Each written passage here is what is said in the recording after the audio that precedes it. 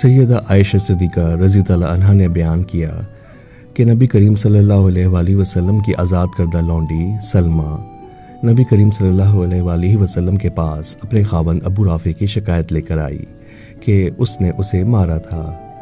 رسول اللہ صلی اللہ علیہ وآلہ وسلم نے ابو رافع کو بلا کر فرمایا، اے ابو رافع، تمہاری بیوی سے کیا جھگڑا ہے؟ اس نے کہا، یہ مجھے تکلیف دیتی ہے۔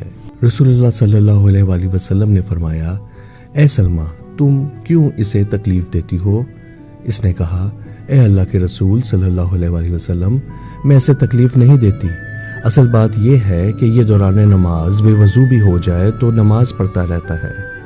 میں اسے کہتی ہوں، ابو رافع، رسول اللہ صلی اللہ علیہ وآلہ وسلم نے مسلمانوں کو حکم دیا ہے کہ جب ہوا خارج ہو جائے تب وضو کیا کریں، تو اس نے اٹھ کر مجھے مارا۔